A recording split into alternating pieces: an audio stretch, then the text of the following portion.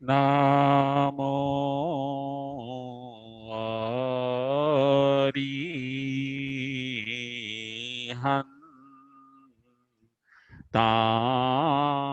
અરિહંતાણમ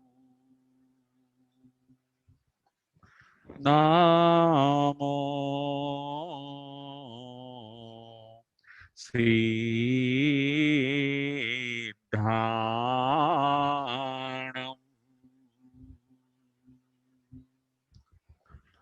નામો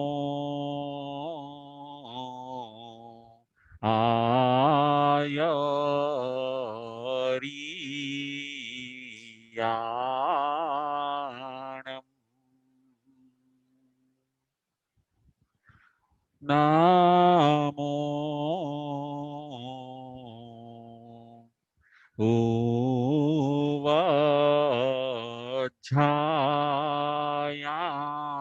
ઉવાછાયાણમ નામો લોયે serve સાહોણમ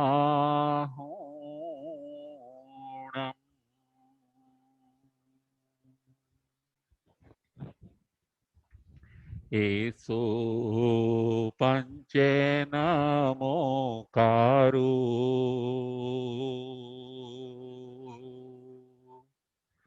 serve પાવપણાશણો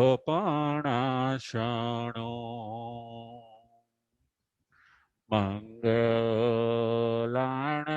ચ સવિસિં પડમં હવઈ મંગલમ પડમં હવઈ મંગલમ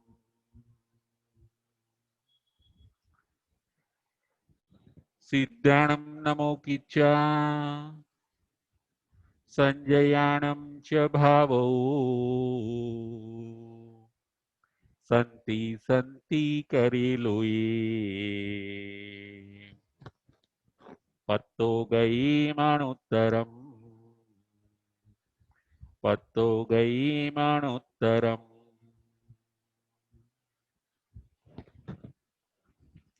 પંચ પરમેષ્ઠી ભગવંતોને ભાવપૂર્વક વંદન નમસ્કાર કરીને ધર્મપ્રેમી શ્રાવક શ્રાવિકાઓ ઉત્તરાધ્યન સૂત્ર પરમાત્માની અંતિમ દિશના અધ્યયન નંબર 29 પ્રવચન નંબર 78 આજના પ્રવચનનો વિષય છે સમ્યક પરાક્રમના 73 બોલ. સમ્યક પરાક્રમના 73 બોલ એ આજના પ્રવચનનો વિષય છે.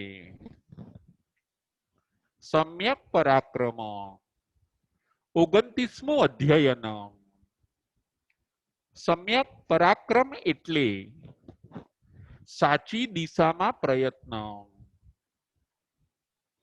જે દિશાની અંદર સુખ અને શાંતિ છે એ દિશાની અંદર પ્રયત્ન કરવો એને કહેવાય છે સમ્યક પરાક્રમ. સમ્યક એટલે સાચો અને પરાક્રમ એટલે પુરુષાર્થ. પરાક્રમ એટલે ઉત્સાહ. પરાક્રમ એટલે વેગ. સમ્યક પરાક્રમના 73 બોલ. એમાંથી આજે આપણે 8 બોલ ઉપર વિચાર કરવાનો છે. 14મા નંબરનો બોલ છે સ્તવ સ્તુતિ મંગલમ. 14મા નંબરનો બોલ છે સ્તવ સ્તુતિ મંગલમ. 15મા નંબરનો બોલ છે કાલ પ્રતિલેખન. 15મા નંબરનો બોલ છે કાલ પ્રતિલેખન. 16મા નંબરનો બોલ છે પ્રાયશ્ચિત. 16મા નંબરનો બોલ છે પ્રાયશ્ચિત. 17મા નંબરનો બોલ છે ક્ષમાપના. 17મા નંબરનો બોલ છે ક્ષમાપના. 18મા નંબરનો બોલ છે સ્વાધ્યાય. 18મા નંબરનો બોલ છે સ્વાધ્યાય. 19મા નંબરનો બોલ છે વાંચના. 19મા નંબરનો બોલ છે વાંચના. 20મા નંબરનો બોલ છે પ્રતિપૃચ્છના. 20મા નંબરનો બોલ છે પ્રતિપૃચ્છના. 21મા નંબરનો બોલ છે પરિવર્તના. 21મા નંબરનો બોલ છે પરિવર્તના. આ 8 બોલ ઉપર આજે આપણે વિચાર કરવાનો છે. 14મા નંબરનો બોલ છે સ્તવ સ્તુતિ મંગલમ. થવથુઈ મંગલમ. શિષ્ય ભગવાનને પ્રશ્ન પૂછે છે કે હે ભગવાન,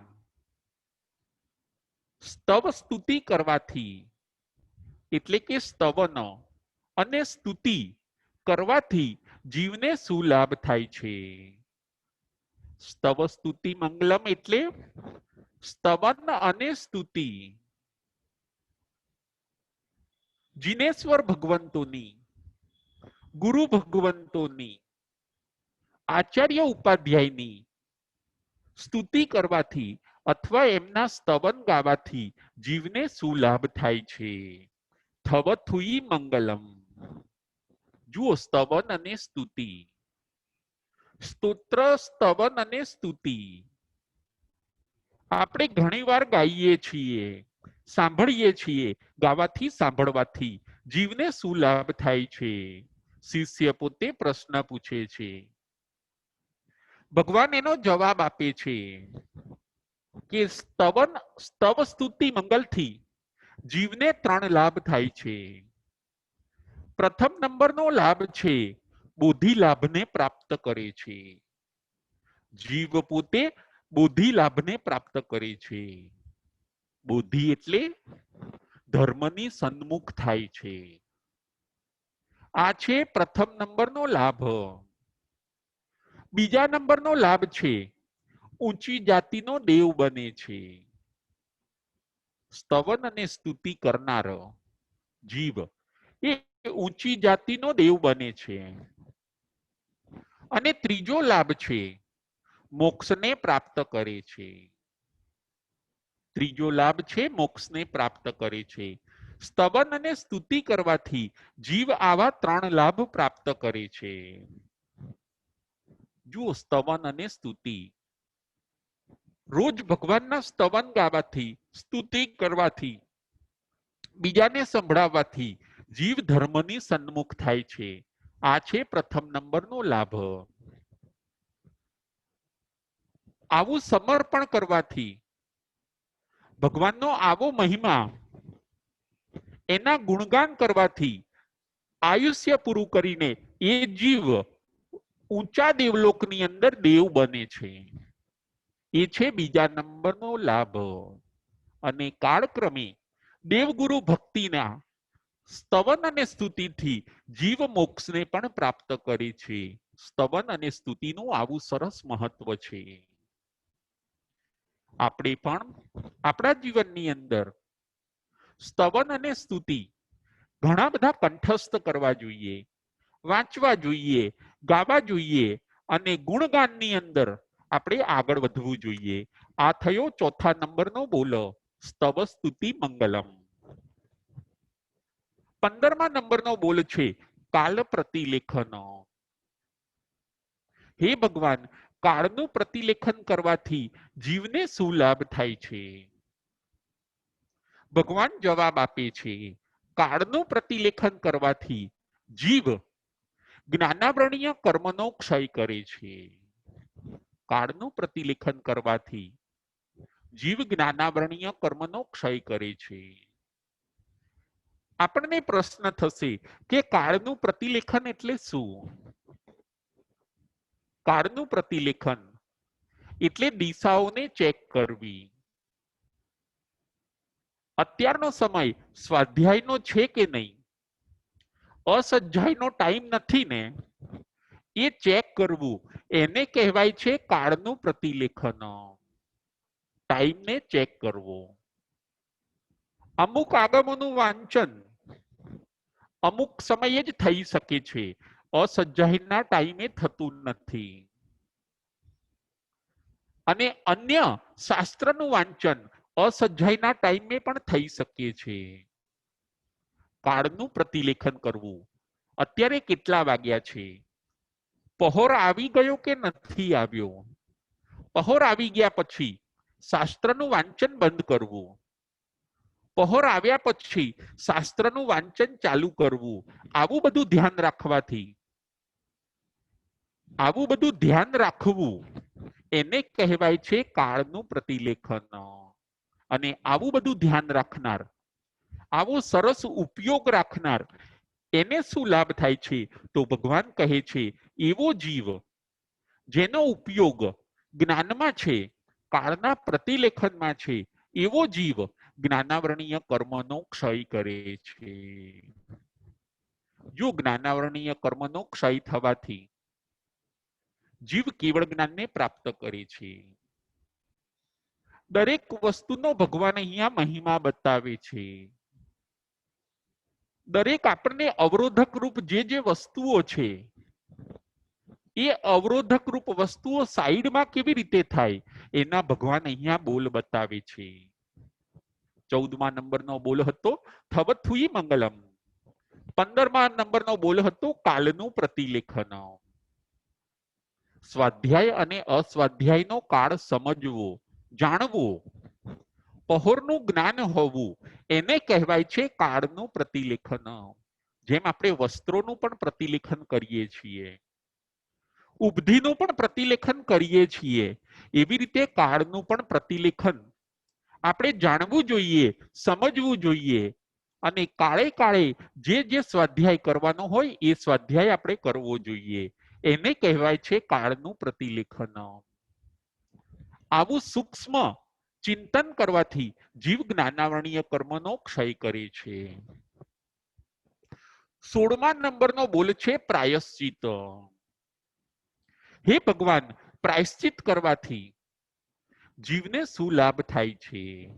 ભગવાન કહે છે કે પ્રાયશ્ચિત કરવાથી જીવને 3 લાભ થાય છે. પ્રથમ નંબરનો લાભ છે અતિચાર રહિત થાય છે. પ્રથમ નંબરનો લાભ છે અતિચાર રહિત જીવ થાય છે. બીજા નંબરનો લાભ છે સાધન અને સાધ્ય વિશુદ્ધ બને છે. બીજા નંબરનો લાભ છે સાધન અને સાધ્ય એ વિશુદ્ધ બને છે પ્રાયશ્ચિત કરવાથી. અને ત્રીજા નંબરનો લાભ છે જીવ મોક્ષને પ્રાપ્ત કરે છે. ત્રીજા નંબરનો લાભ છે જીવ મોક્ષને પ્રાપ્ત કરે છે. 3 લાભ પ્રાયશ્ચિતના ભગવાન બતાવે છે.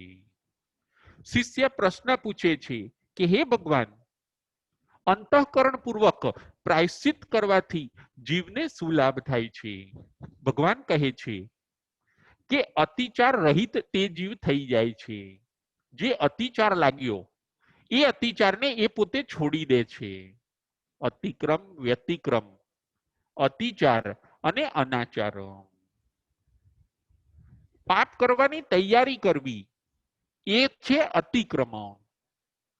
એના માટે સાધનો ભેગા કરવા એ છે વ્યતિક્રમ. અતિક્રમ, વ્યતિક્રમ. તૈયાર થવું, શસ્ત્રોને હાથમાં લેવા એને કહેવાય છે અતિચાર.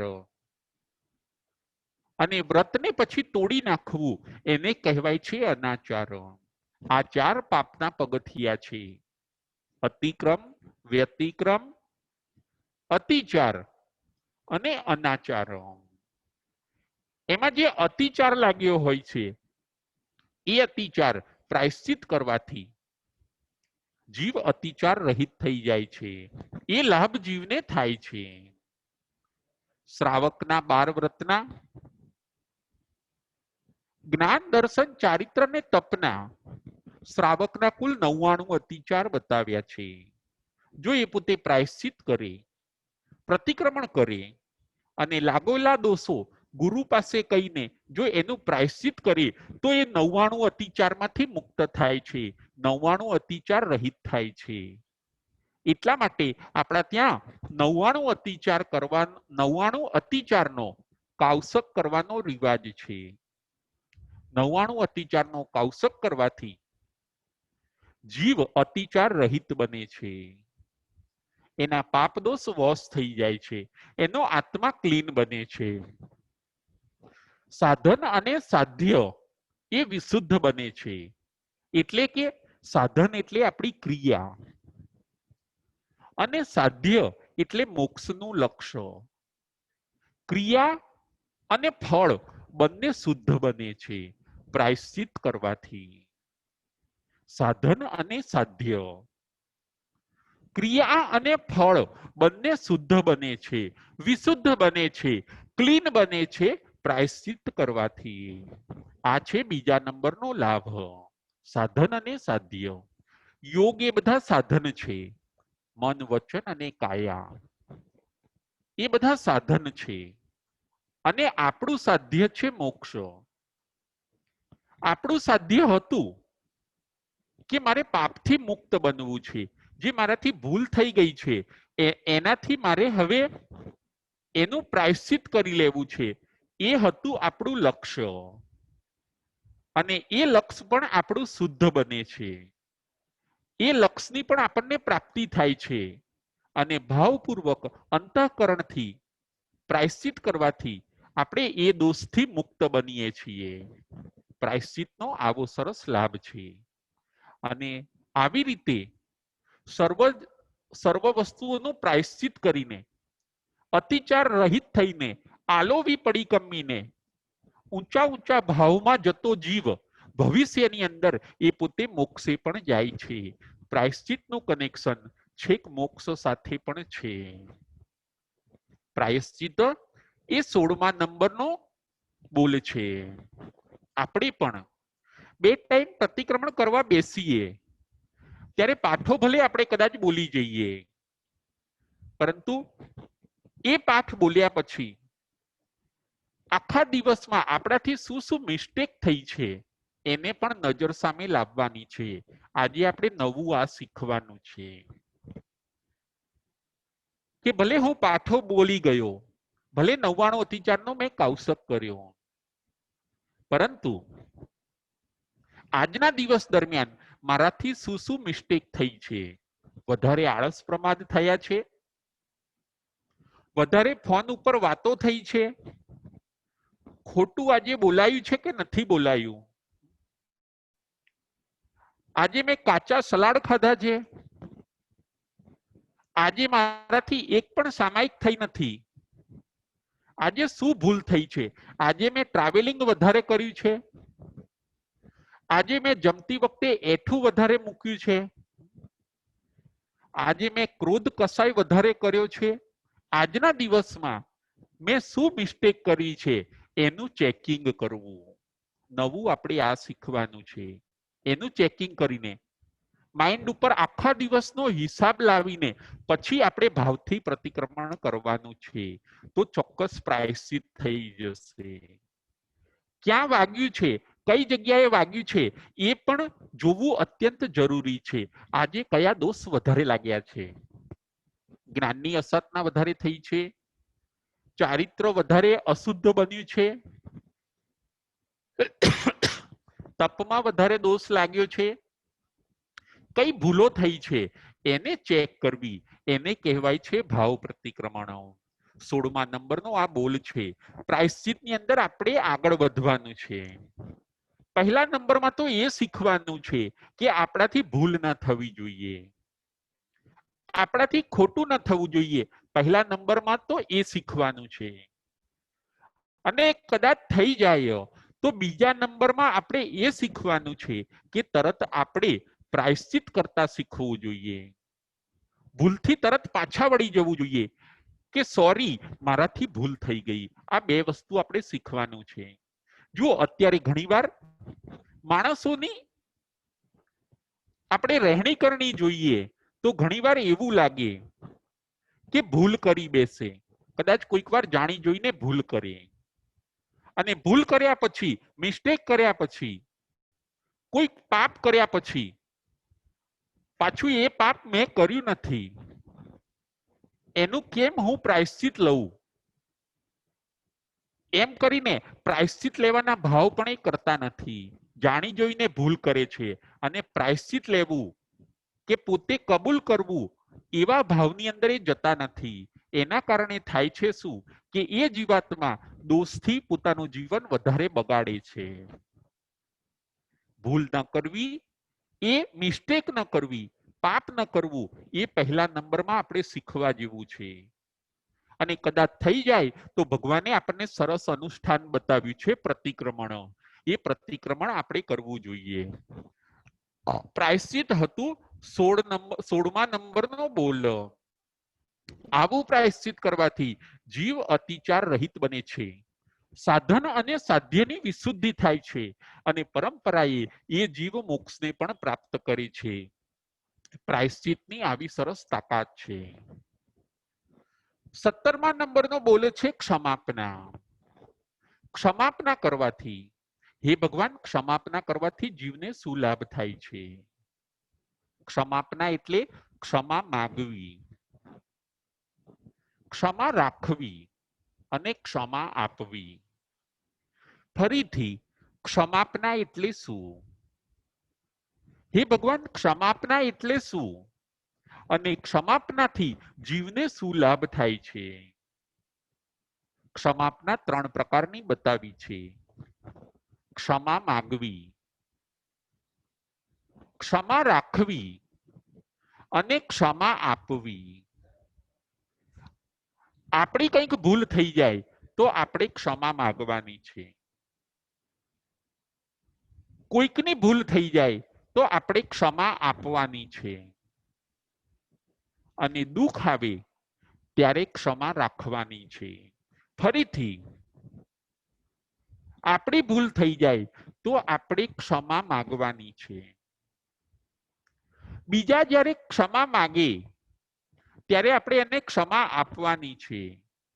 એ બીજા નંબરની. અને ત્રીજા નંબરની ક્ષમા. દુઃખ આવે ત્યારે આપણે ક્ષમા રાખવાની છે. ક્ષમા માંગો, ક્ષમા આપો અને ક્ષમા રાખો. 17મો બોલ છે ક્ષમાપના. હે ભગવાન, ક્ષમાપના રાખવાથી, આપવાથી કે માગવાથી જીવને શું લાભ થાય છે? ભગવાન કહે છે, પોતાના શિષ્યોને ભગવાન કહે છે ક્ષમાના લાભ. ક્ષમાથી જીવને 3 લાભ થાય છે. પ્રથમ નંબરનો લાભ છે ચિત્તની પ્રસન્નતા પ્રાપ્ત થાય છે. પ્રથમ નંબરનો લાભ ચિત્તની પ્રસન્નતા પ્રાપ્ત થાય છે. બીજા નંબરનો લાભ છે બધા જીવો પ્રત્યે મૈત્રી ભાવ પેદા થાય છે. ક્ષમા રાખવાથી બધા જીવો પ્રત્યે મૈત્રી ભાવ પેદા થાય છે. અને ત્રીજો ભાવ છે ભાવ વિશુદ્ધિ થવાથી જીવ નિર્ભય બને છે. ત્રીજો લાભ છે ભાવ વિશુદ્ધિ થવાથી જીવ પોતે નિર્ભય બને છે. ક્ષમાના આવા 3 લાભ છે. પહેલા લાભમાં બતાવ્યું ચિત્તની પ્રસન્નતા પ્રાપ્ત થાય છે. જુઓ, આપણે ક્ષમા રાખી, ક્ષમા આપી દીધી કે ક્ષમા માગી, તરત જ આપણને એક લાભ થાય છે ચિત્તની પ્રસન્નતા. હવે આપણું ચિત્ત પ્રસન્ન રહેશે, કારણ કે આપણે ભૂલની માફી માંગી લીધી, આપણે ભૂલનો સ્વીકાર કરી લીધો. આ મારી ભૂલ હતી, અજાણતા થઈ ગઈ, ખરેખર મારાથી આવું ન થવું જોઈએ. તો તરત જ આપણને ચિત્તની પ્રસન્નતા. અત્યાર સુધી આપણું ચિત્ત આકુળ વ્યાકુળ હતું, આપણું ચિત્ત ગમગીન હતું, આપણું ચિત્ત અત્યાર સુધી ચિંતાતુર હતું. પરંતુ જેવી આપણે ક્ષમા આપી દીધી કે ક્ષમા માગી એટલે હવે આપણામાં ચિત્ત પ્રસન્નતા આવશે, અંદરથી આપણે હેપીનેસને ફીલ કરીશું, એને કહેવાય છે ચિત્ત પ્રસન્નતા. એ છે પ્રથમ નંબરનો લાભ. બીજા નંબરનો લાભ છે ક્ષમા આપવાથી સર્વજીવો પ્રત્યે આપણો મૈત્રી ભાવ વધે છે, શત્રુ ભાવ નાશ પામે છે. ક્યાંય પણ આપણી ભૂલ થઈ તો ક્ષમા માગી, બીજાની ભૂલ થઈ તો આપણે એને ક્ષમા આપી દીધી. આમ કરતા કરતા આપણે આગળ વધીએ તો આપણો મૈત્રી ભાવ વિસ્તાર પામે છે, આપણો મૈત્રી ભાવ વધે છે. મિત્તી મેં સબભૂયેસુ, બધા જીવો સાથે મારે મૈત્રી છે, કોઈની પણ સાથે મારે દુશ્મનાવટ નથી. આવો સરસ મૈત્રી ભાવનો ગ્રોથ થાય છે ક્ષમાપનાથી. અને ત્રીજા નંબરનો લાભ ભગવાન બતાવે છે કે ભાવ વિશુદ્ધ થવાથી જીવ પોતે નિર્ભય બને છે. જુઓ, આપણા ભાવ વિશુદ્ધ થઈ ગયા, આપણે ક્ષમા માંગી લીધી કે ક્ષમા આપી દીધી એટલે આપણા ભાવ હવે વિશુદ્ધ બની ગયા. હવે આપણને કોઈ ભય નહીં રહે, આપણે નિર્ભય બની જઈશું. જો કોઈક વ્યક્તિ છે એને કંઈક ચોરી કરી, એનું મન ભયભીત રહેવાનું, એ ડરમાં રહેશે કે હું કદાચ પકડાઈ જઈશ તો. કોઈક વ્યક્તિએ ચોરી કરી, એ ભયમાં રહેશે કે હું કદાચ પકડાઈ જઈશ તો. એવા એ ડરમાં રહે છે, પરંતુ એ પોતે ચોરેલી વસ્તુને જ્યાંથી લીધી હતી ત્યાં પાછી મૂકી દેશે. આ થયું પ્રાયશ્ચિત અને ક્ષમાપના. ચોરેલી વસ્તુ જ્યાં લીધી હતી ત્યાં જે પાછી મૂકી દે છે, આ થયું પ્રાયશ્ચિત અને ક્ષમાપના. જુઓ, હવે એ જીવ નિર્ભય બની જવાનો, હવે એ જીવને ડર નહીં રહે, હવે એ જીવ કોઈનાથી ડરશે નહીં, કારણ કે એને પ્રાયશ્ચિત કરી લીધું, એને ક્ષમા માંગી લીધી. જે વસ્તુ જ્યાંથી લીધી હતી એ વસ્તુને ત્યાં છોડી દીધી, એ ભયથી મુક્ત બની ગયો. આવી રીતે ક્ષમા કે પ્રાયશ્ચિત કરવાથી જીવ પોતે અભય બને છે, નિર્ભય બને છે. જો કોઈક વાર એવું જ બને, આપણે કંઈક જુઠ્ઠું બોલ્યા હોઈએ તો આપણે બીકમાં રહીશું, આપણે ડરમાં રહીશું, પરંતુ એ આપણે જુઠ્ઠું બોલેલું કબૂલ કરી લઈશું કે મારાથી ઉતાવળમાં ખોટું બોલાઈ ગયું, પછી આપણે નિશ્ચિંત અને નિર્ભય બની જઈએ છીએ. આ છે પ્રાયશ્ચિત અને ક્ષમાપનામાં તાકાત. જો કોઈકનું આપણે ક્યારેક ઘસાતું બોલ્યા હોઈએ, કોઈની નિંદા કરી હોય, કોઈકના મોઢે કોઈકની નિંદા કરી હોય, પછી કરતા તો કરી લીધી આપણે નિંદા, કોઈક વાત ઉતાવળમાં આવીને કહેતા તો કહી દીધી આપણે, અને પછી આપણે ભયમાં આવીએ છીએ કે હવે એ વ્યક્તિ પેલી થર્ડ પાર્ટીને આ વાત કરશે તો મારું ખરાબ દેખાશે, પછી મારે ને એ થર્ડ પાર્ટીના સંબંધો બગડશે, વર્ષો જૂના અમારા સંબંધો તૂટી જશે, એમનાથી જે મને લાભ થાય છે એ બધો હવે હું ચૂકી જઈશ. આવા આપણે ભયભીત બની જઈએ છીએ. પરંતુ જો આપણે તરત જ એ ભૂલની આપણે માફી માંગી લઈએ, ક્ષમાપના કરી લઈએ કે ભાઈ મારાથી આવી ભૂલ થઈ ગઈ છે, કદાચ આપના કાને આ વાત આવી તો મારા પ્રત્યે આપ દુઃખ ન લગાડતા, હું ઉતાવળમાં આવીને આવું બોલી ગયો, મારાથી આ ભૂલ થઈ છે, આપ એ ભૂલને હવે ગંભીરતાથી ન લેતા, ફરીવાર આવી હું ભૂલ નહીં કરું. જો આવું આપણે પ્રાયશ્ચિત અને ક્ષમાપના લઈ લઈએ, માગી લઈએ, પછી આપણે નિર્ભય બની જઈશું. હવે એ વ્યક્તિ ત્યાં કહે કે ના કહે, એના ડરથી આપણે મુક્ત બની જઈએ છીએ. અભયનો આ રસ્તો છે. ભગવાન એ જ કહે છે કે જીવ ખોટું કરે છે અને પછી ભયભીત બની જાય છે, પછી એ ડરના માર્યા બીજા ઘણા ખોટા સ્ટેપ લઈ લે છે કે ના, હું નતો બોલ્યો, એ બોલ્યા હતા, એમણે આમ કીધું હતું, અને આખી ભૂલોની પરંપરા સર્જાય છે. ભૂલોની પરંપરાને બંધ કરવા માટે ભગવાન ક્ષમાપના અને પ્રાયશ્ચિતનો રસ્તો આપણને બતાવે છે. આપણે ક્ષમાપના અને પ્રાયશ્ચિતના રસ્તે જવાનું છે. અભય બનવાનો, નિર્ભય બનવાનો જો કોઈ રસ્તો હોય તો એ રસ્તો છે ક્ષમાપના અને પ્રાયશ્ચિત. જો ગોસાલકજીએ ભગવાનની અસાધના ખૂબ કરી, ભગવાનનો અવિનય ખૂબ કર્યો, ઘણો બધો કર્મબંધ એમણે કર્યો. ગોસાલકજીએ શાસ્ત્રકાર કહે છે કે તીર્થંકર ભગવંતની એમણે ખૂબ અસાધના કરી. ભગવાન મહાવીર સ્વામીની અસાધના ગોસાલકજીએ ખૂબ કરી. ગોસાલકજીને અભિમાન હોય છે કે 24માં તીર્થંકર હું છું. ભગવાન મહાવીરે 24માં તીર્થંકર નથી. ગોસાલકજી પાસે લબ્ધિઓ હોય છે, એમની પાસે તેજોલેસ્યા હોય છે, એમને માનનાર વર્ગ પણ ઘણો મોટો હોય છે. ગોસાલકજી ભગવાન મહાવીરના સમયમાં થયા. ભગવાન મહાવીર સ્વામી ઉપર એ તેજોલેસ્યા પણ છોડે છે. બધી જગ્યાએ પ્રચાર કરતા હોય છે કે હું 24માં તીર્થંકર છું. અભિમાન જીવને નડે છે. કોઈ મોટું ન થવું જોઈએ, મારાથી કોઈ મોટું ન થવું જોઈએ. ગોસાલકજીને આવા અભિમાનના ભાવ હોય છે. એના કારણે અવારનવાર ભગવાન મહાવીર સ્વામીની અવિનય અને અસાધના કરે છે. પરંતુ જ્યારે છેલ્લે છેલ્લે એમને ખ્યાલ આવી ગયો કે મેં આ બધું ખોટું કર્યું છે, હું ભગવાન મહાવીર એટલે કે હું 24માં તીર્થંકર નથી, પરંતુ હું તો મંખલી પુત્ર ગોસાલક છું. એક થોડીક લબ્ધિઓ આવી ગઈ, એના કારણે મેં આ મહાપુરુષના કેટલા બધા અવર્ણવાદ અને અસાધના કર્યા. અંતિમ સમયે ગોસાલકજીને પણ ક્ષમાપનાના ભાવ આવ્યા.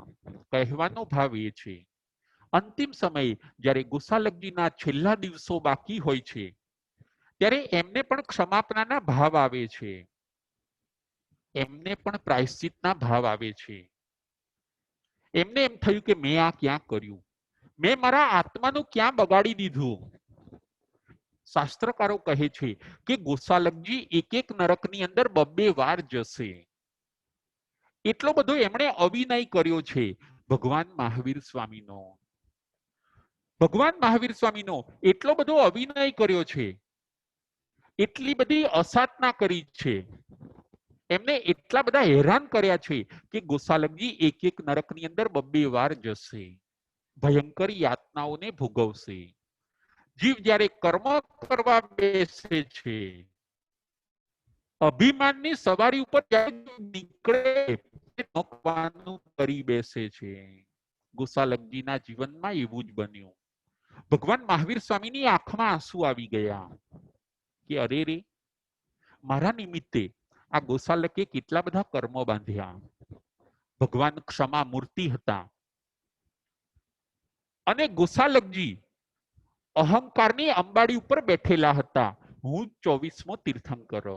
પરંતુ અંતિમ સમયે ગોસાલકજી પણ ક્ષમાપના અને પ્રાયશ્ચિત કરે છે.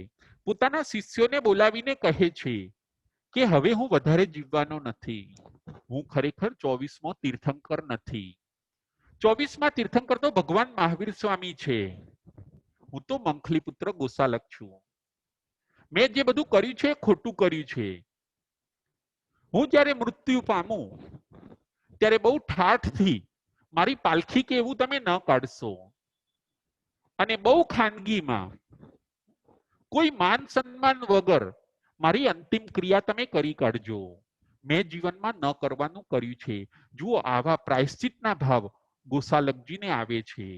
જેવા આવા પ્રાયશ્ચિતના અને ક્ષમાપનાના ભાવ આવ્યા, એવું કહેવાય છે ગોસાલકજીએ સમકિતને પ્રાપ્ત કર્યું, બોધિને પ્રાપ્ત કરી, સમ્યક દર્શનને એમણે પ્રાપ્ત કર્યું. પોતાની ભૂલો દેખાઈ, ભગવાન મહાવીર સ્વામી પ્રત્યે એમને અહોભાવ થયો, એના કારણે એમણે સમ્યક દર્શનને પ્રાપ્ત કર્યું. ક્ષમાપના અને પ્રાયશ્ચિતની આવી સરસ તાકાત છે. અર્ધપૂતગલ પરાવર્તનની અંદર ગોસાલકજી પણ મોક્ષે જશે. આ હતો 17મા નંબરનો બોલ ક્ષમાપના, જે આપણને અભય બનાવે છે. ચિત્તની પ્રસન્નતાને પ્રાપ્ત કરાવે છે અને સર્વ જીવો પ્રત્યે મૈત્રી ભાવ પેદા કરે છે. એ હતો 17 નંબરનો બોલ ક્ષમાપના. ક્ષમા રાખો, ક્ષમા માગો અને ક્ષમા આપો. ભગવાન મહાવીર સ્વામી આ 29મા અધ્યાયની અંદર આ બધા સરસ ભાવો આપણને બતાવે છે.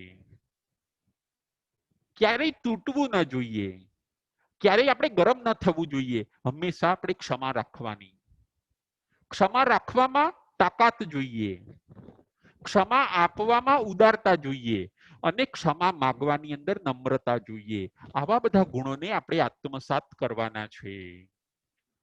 18મા નંબરનો બોલ છે સ્વાધ્યાય. હે ભગવાન, સ્વાધ્યાય કરવાથી જીવને શું લાભ થાય? ભગવાન કહે છે, પોતાના શિષ્યને ભગવાન કહે છે કે સ્વાધ્યાય કરવાથી જીવ જ્ઞાનાવરણીય કર્મનો ક્ષય કરે છે. સ્વાધ્યાયનો આ લાભ છે. વાંચવું, ભણવું, લખવું, આ બધો સ્વાધ્યાય કરવાથી જીવ જ્ઞાનાવરણીય કર્મનો ક્ષય કરે છે અને કેવળ જ્ઞાન, કેવળ દર્શનની પ્રાપ્તિ કરે છે. આ છે 18મા નંબરનો બોલ. 19મા નંબરનો બોલ છે વાંચના. વાંચના કરવાથી જીવને શું લાભ થાય છે? શિષ્ય પોતે પ્રશ્ન પૂછે છે, ભગવાન એનો જવાબ આપે છે, વાંચના. વાંચના કરવાથી જીવને 3 લાભ થાય છે. પ્રથમ નંબરનો લાભ છે તીર્થ ધર્મનું આલંબન મળે છે. પ્રથમ નંબરનો લાભ તીર્થ ધર્મનું આલંબન મળે છે. વાંચના. વાંચના શેની કરવાની? તો કે વાંચના સૂત્ર નહીં કરવાની. એનો પહેલો લાભ છે તીર્થ ધર્મનું આલંબન મળે છે. બીજો લાભ છે કર્મોની મહાનિર્જરા થાય છે. બીજો લાભ છે કર્મોની મહાનિર્જરા થાય છે. અને ત્રીજો લાભ છે કે જીવ મોક્ષને પ્રાપ્ત કરે છે. ત્રીજો લાભ જીવ મોક્ષને પ્રાપ્ત કરે છે. વાંચના. વાંચના એટલે શું? વાંચના એટલે મોટેથી વાંચવું. પોતે મોટેથી વાંચે, બીજા પણ સાંભળે, બીજાને સમજાવે, એ વાત એમને પણ ગળે ઉતારે, એને કહેવાય છે વાંચના. અને આવી વાંચના કરવાથી જીવ પોતે તીર્થ ધર્મનું આલંબન મેળવે છે. સૂત્રની વાંચના. સૂત્ર એ તીર્થ છે. જો તરવાનું સાધન કોઈ હોય તો એ છે સૂત્ર. સૂત્ર એટલે શાસ્ત્ર. જે જીવ વાંચણી કરે છે એ પોતે આ તીર્થનું આલંબન લે છે. આપણે નિરાલંબન કે નિરાધાર રહેતા નથી વાંચણી કરવાથી, પરંતુ આપણને એક આધાર મળે છે, એ લાભ થાય છે. કયો આધાર? તો કે જ્ઞાનનો આધાર.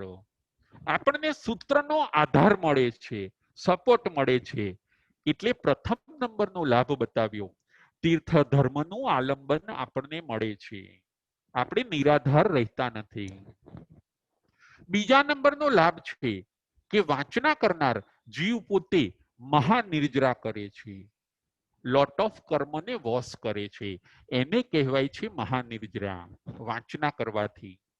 અને ત્રીજા નંબરનો લાભ છે વાંચનાનું કનેક્શન છેક મોક્ષ સાથે છે. જીવ મોક્ષને પ્રાપ્ત કરે છે.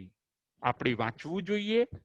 સમૂહમાં આપણે જો વાંચણી કરીએ, કુટુંબના સભ્યો બધા સાથે મળીને આપણે વાંચીએ, એકબીજાના જ્ઞાનના ભાવોનું આદાન પ્રદાન કરીએ, એને કહેવાય છે વાંચના. ઘરની અંદર વાંચના થવી જોઈએ. ઘરના મેમ્બરોએ સવાર સાંજ વાંચણી કરવી જોઈએ. સારા લેખો વાંચવા જોઈએ, સારા સૂત્રો વાંચવા જોઈએ. અધ્યાત્મ જ્ઞાન એ બધાનો આપણને પ્રકાશ મળે એવા સરસ આપણે વ્યાખ્યાનો પણ સાંભળવા જોઈએ અને વાંચવા જોઈએ. એને કહેવાય છે વાંચના. આ હતો 19મા નંબરનો બોલ. 20મા નંબરનો બોલ છે પ્રતિપૃચ્છના. 20મા નંબરનો બોલ છે પ્રતિપૂછના. પ્રતિપૂછના કરવાથી જીવને શું લાભ મળે છે અને પ્રતિપૂછના એટલે શું? ભગવાન એનો જવાબ આપે છે. પ્રતિપૃચ્છના એટલે ગુરુને પૂછવું. પ્રતિપૃચ્છના એટલે શું? પ્રતિપૃચ્છના એટલે ગુરુને પૂછવું. જે વસ્તુનો આપણને ખ્યાલ ના આવતો હોય, ગુરુએ જે વસ્તુ સમજાવી હોય એ કદાચ હજી આપણને મગજમાં ન બેઠી હોય તો ગુરુને પૂછી લેવું, એને કહેવાય છે પ્રતિપૃચ્છના. અને આવી પ્રતિપૃચ્છના કરવાથી જીવ બે લાભ મેળવે છે. પ્રથમ નંબરનો લાભ છે સૂત્ર અને અર્થને વિશુદ્ધ કરે છે. પ્રથમ નંબરનો લાભ છે સૂત્ર અને અર્થને વિશુદ્ધ કરે છે. બીજા નંબરનો લાભ છે કાંક્ષા મોહનીય કર્મનો ક્ષય કરે છે. બીજા નંબરનો લાભ છે કાંક્ષા મોહનીય કર્મનો ક્ષય કરે છે. આવા બે લાભ પ્રતિપૃચ્છના કરવાથી થાય છે. સૂત્ર અને અર્થ એને વિશુદ્ધ કરે છે. આ છે પહેલા નંબરનો લાભ. સૂત્ર એટલે ગાથા. સૂત્ર એટલે ગાથા, મૂળ પાઠ, અને અર્થ એટલે એના મીનિંગ. ગુરુને વારંવાર પૂછવાથી સૂત્ર અને એના મીનિંગ બંનેને વિશુદ્ધ કરે છે. એ લાભ શિષ્યને થાય છે પ્રતિપૃચ્છના કરવાથી, ગુરુને પૂછી લેવાથી. એની નોટ ક્લિયર બને છે અને એ શબ્દ એના મીનિંગ એને પ્રોપર સમજાઈ જાય છે. એ લાભ થાય છે. અને બીજા નંબરનો લાભ છે કાંક્ષા મોહનીય કર્મનો ક્ષય થાય છે. કાંક્ષા મોહનીય કર્મ એટલે શું? પછી બીજા મતની એને ઈચ્છા રહેતી નથી. બીજા મતની ઈચ્છા કરવી એને કહેવાય છે કાંક્ષા મોહનીય કર્મ. બીજા મતમાં કેવું સારું હશે, બીજા મતમાં કેવું સરસ બતાવ્યું છે, એવી અન્ય મતની એને ઈચ્છા નથી રહેતી. એ પોતાના મતની અંદર સ્થિર બની જાય છે પ્રતિપૃચ્છના કરનારો. ગુરુને પૂછીને એને સમાધાન મેળવી લીધું. ગુરુને પૂછીને એને પોતાના ડાઉટ્સને ક્લિયર કરી લીધા. અને આવું કરવાથી જીવ કાંક્ષા મોહનીય કર્મનો ક્ષય કરે છે.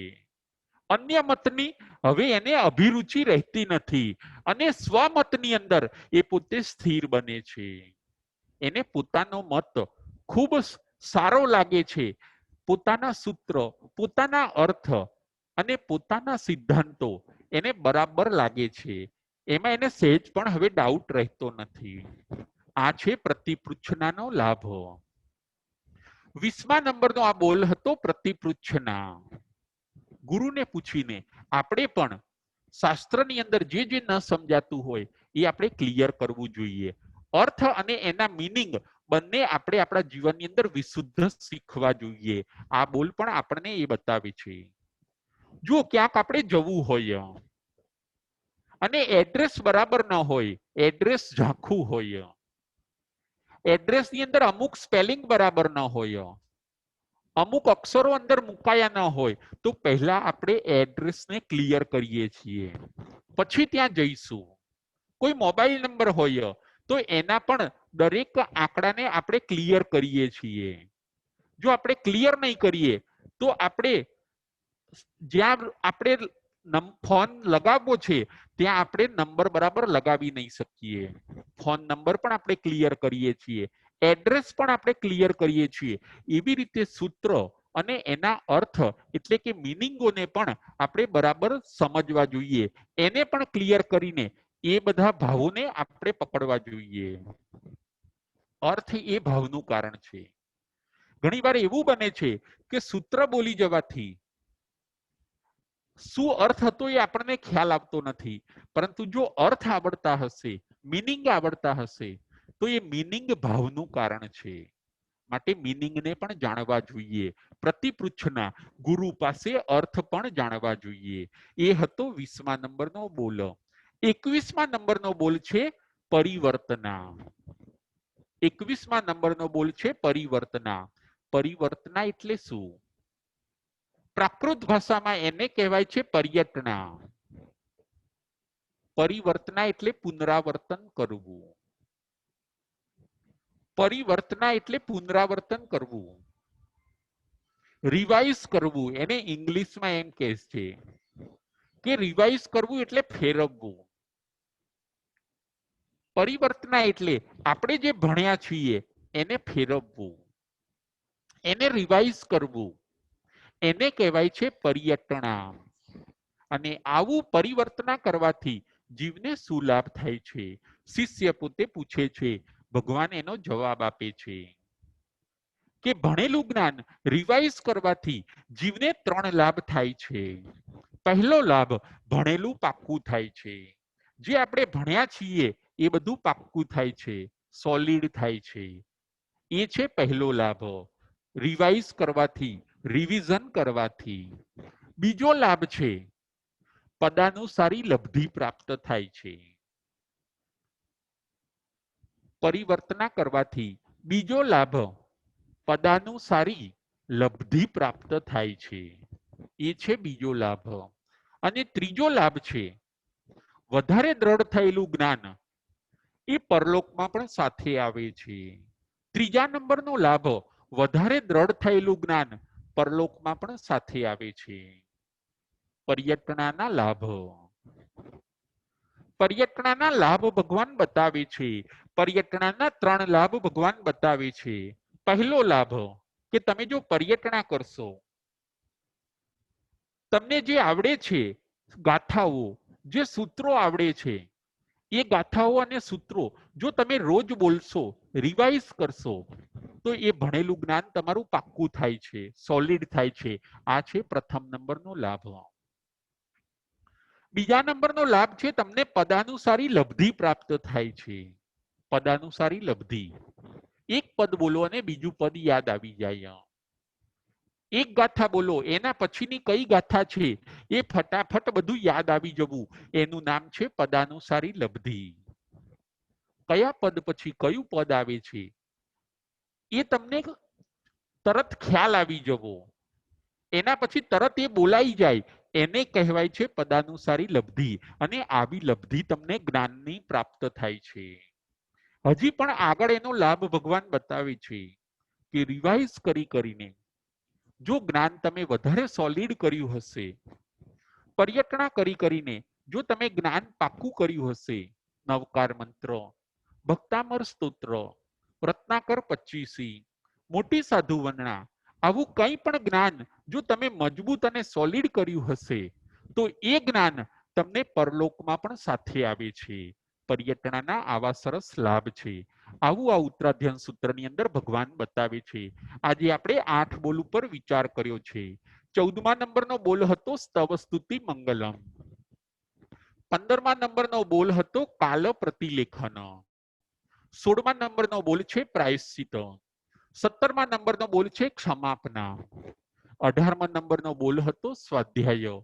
19મા નંબરનો બોલ હતો વાંચના. 20મા નંબરનો બોલ છે પ્રતિપૃચ્છના. અને 21મા નંબરનો બોલ છે પરિવર્તના, પર્યટના. આવા બધા સુંદર બોલો આ 19મા અધ્યાયની અંદર ભગવાન આપણને બતાવે છે. આજે આપણે 21 બોલ સુધી જોયું.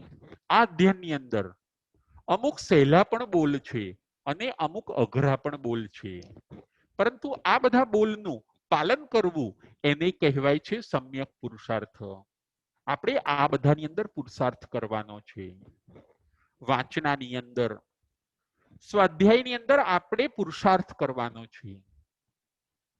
પ્રાયશ્ચિત લેવામાં હવે આપણે પુરુષાર્થ કરવાનો છે, એમાં આપણે પરાક્રમ કરવાનું છે. ક્ષમા માંગવાની અંદર ક્ષમા રાખવામાં આપણે પરાક્રમ કરવાનું છે. આ 73 બોલની અંદર આપણે પરાક્રમ કરવાનું છે. ભગવાન એ કહેવા માંગે છે, જીવ જો આ 73 બોલની અંદર પરાક્રમ કરે તો એ પરાક્રમને સમ્યક પરાક્રમ કહ્યું છે. એ સમ્યક પરાક્રમ સુખ અને શાંતિ આપવા વાળું છે અને પરંપરાએ મોક્ષ પણ આપનારું છે. આવા સુંદર ભાવોને આપણે સાંભળવાના છે, સમજવાના છે અને જીવનની અંદર ઉતારવાના છે. ઉત્તરાધ્યાન સૂત્રની અંદર ભગવાનની બતાવેલી આ બધી વાતોને જે સાંભળશે, સમજશે અને પોતાના જીવનની અંદર ઉતારશે, એ ચોક્કસ પોતાના આત્માનું કલ્યાણ કરશે. બોલો મહાવીર સ્વામી ભગવાન કી જય.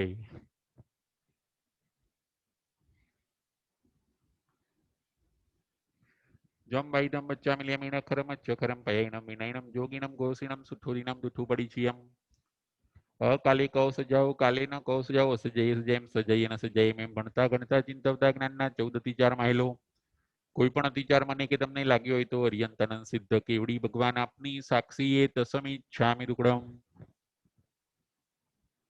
પ્રશ્નોત્તરી.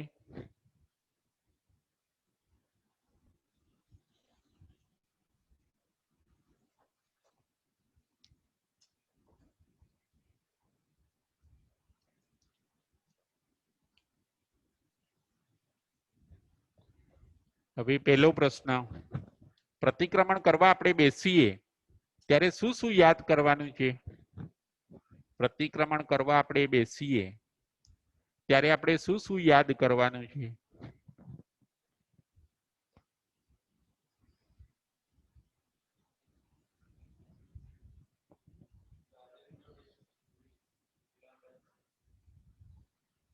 રાજેન્દ્રભાઈ સંઘવી, આપણે પ્રતિક્રમણ કરવા બેસીએ ત્યારે પાઠને તો બધું બરાબર બોલી જઈએ છીએ, પણ પછી બીજું નવું શું કરવાનું છે?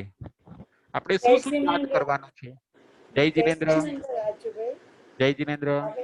દિવસ દરમિયાન આપણાથી કોઈ ખોટું બોલાઈ ગયું, કોઈ આખા દિવસમાં કઈ ચોરી કરી હોય, કોઈ એવો દોષ લગાડ્યો હોય, કોઈની હિંસા થઈ ગઈ હોય, અજાણતા કરી હોય, કે કદાચ જાણી બી થઈ ગઈ હોય, કદાચ એ બધા જે દોષો 99 અત્યાચાર છે એમાંના કોઈ લાગ્યા નથી ને જીવને, એ ખાસ તપાસી લેવાનો અને એનું જે દોષ લાગ્યો હોય આપણને એનું પ્રાયશ્ચિત પ્રભુ પાસે માંગી લેવાનું.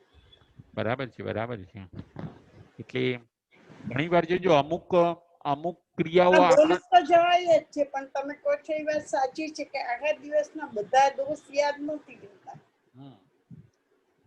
ઘણી વાર એવું બને કે જ્યોતિબેન, એવું બને કે આળસ પ્રમાદ બહુ આખા દિવસ થયો હોય, માનો કે તો એને માઇન્ડ ઉપર લાવવાનું કે આજ મારાથી બહુ આળસ પ્રમાદ થઈ ગયો. ઘણી વાર ટીવી વધારે જોવાઈ ગયું હોય, એટલે જે દોષ વધારે લાગ્યો હોય ને એને માઇન્ડ ઉપર લાવવાનો આપણે પ્રતિક્રમણ કરીએ ત્યારે.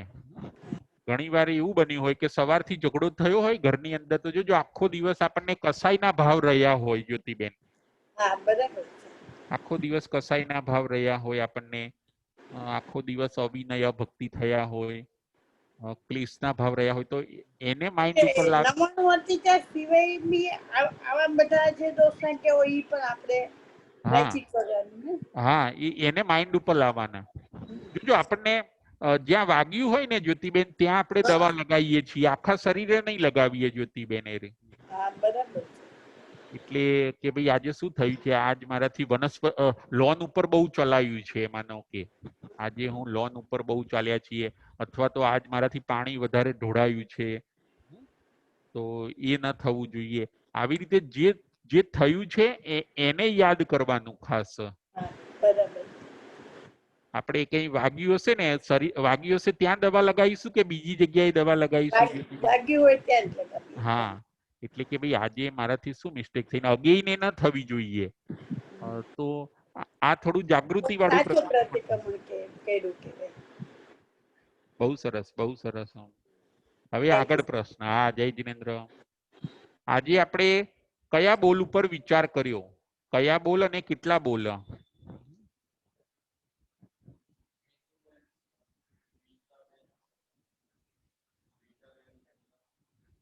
રીટાબેન મહેતા. જય જિનેન્દ્ર રાજુભાઈ. જય જિનેન્દ્ર. આજે આપણે 8 બોલ પર વિચાર કર્યો. એમાં 14મા બોલ થી શરૂ કર્યું. 14મો બોલ છે સ્તવ સ્તુતિ મંગલમ, પછી 15મો બોલ છે કાલ પ્રતિલેખન, 16મો બોલ છે પ્રાયશ્ચિત, 17મો બોલ છે ક્ષમાપના, 18મો બોલ છે સ્વાધ્યાય, 19મો બોલ છે વાંચના, 20મો બોલ છે પ્રતિપૂછના અને 21મો બોલ છે પરિવર્તના. 8 બોલ થયા આપણે આજે. બહુ સરસ, બહુ સરસ, બહુ સરસ. હવે સ્તવ સ્તુતિ મંગલમ અને કાલ પ્રતિલેખન, એ બેના શું લાભ ભગવાન બતાવે છે? સ્તવ સ્તુતિ મંગલમ અને કાલ પ્રતિલેખન, એના શું લાભ ભગવાન બતાવે છે? ગીરાબેન શેઠ. જય જિનેન્દ્ર રાજુભાઈ. જય જિનેન્દ્ર. સ્તવ સ્તુતિ મંગલના લાભ 3 છે. બુદ્ધિમુખની પ્રાપ્તિ થાય છે અને ઉચ્ચ જાતિનો ઊંચી જાતિનો દેવ બને છે અને મોક્ષને પ્રાપ્ત કરે છે. બરાબર. અને અને આગળ આવશે કાળપતિ લેખનના બે લાભ છે. જ્ઞાનાવન્ય કર્મનો ક્ષય કરે છે અને કાળને સમજે છે. બરાબર છે. જ્ઞાનાવન્ય કર્મનો ક્ષય કરે છે, એ એક જ લાભ છે. બરાબર છે, એક જ લાભ છે કાલ પ્રતિલેખનનો. બહુ સરસ, બહુ સરસ, હા. Thank you. હવે આગળ હા. જય જિનેન્દ્ર. પ્રાયશ્ચિત અને ક્ષમાપના કરવાથી જીવને શું લાભ થાય છે? પ્રાયશ્ચિત અને ક્ષમાપના કરવાથી જીવને શું લાભ થાય છે? મીતુબેન શાહ. જય જિનેન્દ્ર. જય જિનેન્દ્ર. પ્રાયશ્ચિત કરવાથી જીવને 3 લાભ થાય છે. એમાં પહેલો લાભ છે કે અતિચાર રહિત જીવ થાય છે. બીજો છે સાધન અને સત્ય વિશુદ્ધ બને છે. અને ત્રીજો પોઈન્ટ છે જીવ મોક્ષને પ્રાપ્ત કરે છે. બહુ સરસ. ક્ષમાપનાના 3 લાભ છે. એમાં પહેલો છે ચિત્તની પ્રસન્નતાની પ્રાપ્તિ થાય છે. બીજો છે બધા જીવો પ્રત્યે મૈત્રી ભાવ પ્રાપ્ત થાય છે. અને ત્રીજો લાભ છે ભાવ વિશુદ્ધ થવાથી જીવ પોતે નિર્ભય બને છે. બરાબર છે, બરાબર છે, બહુ સરસ. જય જિનેન્દ્ર. જય જિનેન્દ્ર. હવે આગળ પ્રશ્ન. સૂત્ર અને અર્થને વિશુદ્ધ કોણ બનાવે છે? કયો બોલ સૂત્ર અને અર્થને વિશુદ્ધ બનાવે છે? કયો બોલ સૂત્ર અને અર્થને વિશુદ્ધ બનાવે છે? મીતાબેન શાહ. જય જિનેન્દ્ર રાજુભાઈ. જય જિનેન્દ્ર. સૂત્ર અને અર્થ પ્રતિપૃચ્છના કરવાથી થાય છે, વિશુદ્ધ કરે છે. અને કાંક્ષા મોહનીય કર્મનો ક્ષય કરે છે. બરાબર છે, બરાબર છે. સૂત્ર અને મીનિંગ બંને સૂત્ર અને ગાથા મૂળ પાઠ છે. હા, બોલો બોલો. સૂત્ર ગાથા છે, મૂળ પાઠ એનો અર્થ છે. મીનિંગ ગુરુને વારંવાર પૂછવાથી ક્લિયર થાય છે અને પ્રોપર સમજાય છે. બરાબર છે. અને કાંક્ષા મોહનીય કર્મ બીજાના મતની ઈચ્છા રહેતી નથી. બીજાના મતમાં કેવું સારું હશે તેવી ઈચ્છા આપણને થતી નથી. બરાબર છે. એટલે આ બધો લાભ શેનાથી કયા બોલથી થાય છે આપણને? પ્રતિપૃચ્છના. બરાબર છે. એ કયા નંબરનો બોલ છે? અભિરુચિ રહેતી નથી. એ બરાબર 20મા નંબરનો બોલ છે. બહુ સરસ, બહુ સરસ. જય જિનેન્દ્ર. જય જિનેન્દ્ર. હવે આગળ પ્રશ્ન. સ્વાધ્યાય અને વાંચનાના શું શું લાભ ભગવાન બતાવે છે? સ્વાધ્યાય અને વાંચના. રાજેન્દ્રભાઈ શેઠ. પ્રણામ ગુરુજી. પ્રણામ. સ્વાધ્યાય કરવાથી જ્ઞાનાવર્ણ્ય કર્મનો ક્ષય થાય અને એના પરિણામે છેલ્લે કેવળ જ્ઞાન અને કેવળ દર્શન આપણે પામીએ છીએ. બરાબર. અને વાંચના કરવાથી આપણને તીર્થના ધર્મનું આલંબન મળે આપણને અને કર્મની મોટી મહાન જરા થાય અને એના પરિણામે છેલ્લે આપણે મોક્ષને પ્રાપ્ત કરીએ છીએ. બહુ સરસ, બહુ સરસ. હવે પરિવર્તના એટલે કે પર્યટના કરવાથી, રિવિઝન કરવાથી, જ્ઞાનનું રિવિઝન કરવાથી આપણને શું લાભ થાય છે?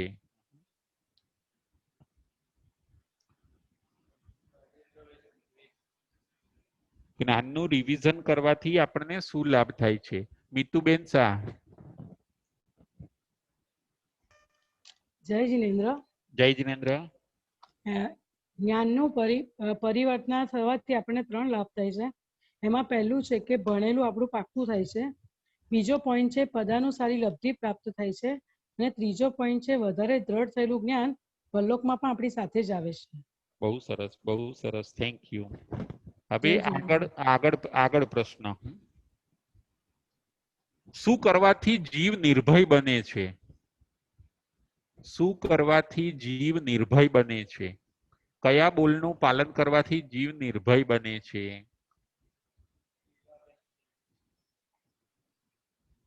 ગીરાબેન શેઠ. જય જિનેન્દ્ર. જય જિનેન્દ્ર. ક્ષમાપના કરવાથી જીવ નિર્ભય બને છે. એમાં ભાવ વિશુદ્ધિ થવાથી જીવ નિર્ભય બને છે. બરાબર છે. આ વાત સાચી લાગે ગીરાબેન? કોઈની તમે માફી માંગી લો હા, પછી તમને કોઈ ભય નહીં રહે, એવું બને કે ના બને? પણ આપણો આત્મા હળવો થઈ જાય ને એકદમ મનને ઘણી ચિત્ત પ્રસન્નતા લાગે. હા, બરાબર છે. એના માટે મેં કયું દ્રષ્ટાંત આપ્યું આજે? કે ગોસાલ ભાઈ, મહાવીર સ્વામી ગોસાલકનું હા, ગોસાલકનું દ્રષ્ટાંત આપ્યું. બધી અસાધના કરી હતી ભગવાન મહાવીર સ્વામીની, એના વિશેનું દ્રષ્ટાંત હતું. બરાબર. અને એક મેં પેલું પણ રૂપક આપ્યું કે કોઈ ચોર હોય, એને ચોરી કરી હોય માનો કે, અને પછી એ વસ્તુ એને લઈ લીધી એટલે હવે ભયમાં આવી ગયો. ભયમાં આવી જાય. હવે એને નિર્ભય બનવું હોય તો શું કરવું જોઈએ ગીરાબેન? હવે એને નિર્ભય બનવું હોય તો એ જગ્યાએ પાછી મૂકી દે તો એનું એ નિર્ભય બની જાય. બરાબર છે. ચિત્ત પ્રસન્ન. બરાબર છે. એટલે એ જો પાછી મૂકી દેશે ને ત્યાં આગળ તો એ નિર્ભય થઈ જશે. એને પ્રાયશ્ચિત કર્યું, ક્ષમાપના કરી. જે ભૂલ થઈ ગઈ હતી એનાથી એ પાછો વળી ગયો, પ્રતિક્રમણ થઈ ગયું ગીરાબેન એને. એનું એ વખત પ્રતિક્રમણ થઈ ગયું કહેવાય. હા, એટલે હવે એને ભય નહીં રહે. એટલે અભય બનવાનો રસ્તો છે ક્ષમાપના. ખ્યાલ આવ્યો? ક્ષમાપના. હા, હા. જય જીનેન્દ્ર. જય જીનેન્દ્ર. જીનેન્દ્ર. હવે છેલ્લો પ્રશ્ન. ક્ષમાપના કેટલા પ્રકારની? કઈ કઈ? ક્ષમાપના કેટલા પ્રકારની? કઈ કઈ?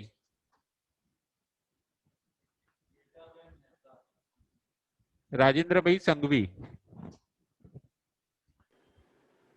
જય જીનેન્દ્ર રાજુભાઈ.